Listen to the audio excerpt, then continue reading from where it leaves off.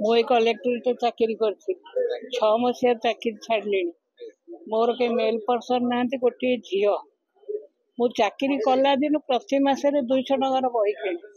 କାହିଁକି ନା ଶେଷ ଅବସ୍ଥାରେ କେହି ସାଥୀ ନଥିବେ, ଏକୁଟିଆ ହେଇଯିବ, ବହି ଖଣ୍ଡେ ଆମେ ପଢ଼ିପାରିବୁ।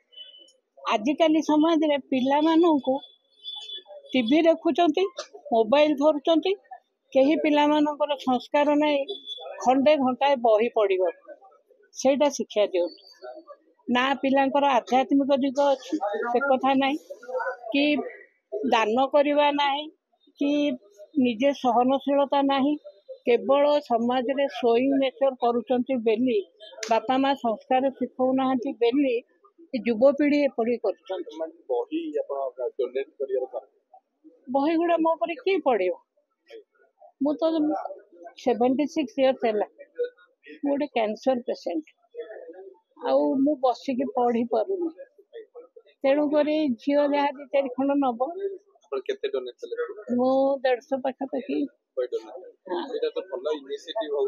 ଆଜ୍ଞା, କଣ ପାଇଁ ରଖିବି ଯେ, କିନ୍ତୁ ପିଲାଙ୍କୁ ଏଇ ଜିନିଷଟା ସେମାନେ ଶିଖଉନାହାନ୍ତି। କଟକରେ ପୁସ୍ତକ ମେଳା ହଉନି, ମୁଁ ପୁସ୍ତକ ମେଳାକୁ ଯାଏ, ବହି କିଣେ। ମତେ ଯଦି ଟିକେ ଗୋଟେ, ମୁଁ କହିଛି ଡିପିଆରଙ୍କୁ ଗୋଟେ ପାସ୍ ଦିଅନ୍ତେ, ମୁଁ ଅଟୋ ନେଇକିରି ସକାଳେ କି 3ଟା ବେଳେ ଯାଇକି ପଶିକି ବୁଲି ଆସିବି। ସେଇଟା ହଉଛି ମୋର ସ୍ୱାସ୍ଥ୍ୟ ପ୍ରତି ଆଉ ମନ ପ୍ରତି ଗୋଟେ ସହନଶୀଳତା।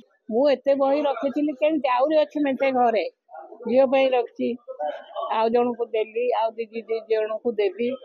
ସେଇ ଜିନିଷ ହଉଛି, ଲୋଭ କରି ରଖିଲେ କଣ ହବ, ଗୁଡ଼ାଏ ଉଇ ଲାଗିଗଲା।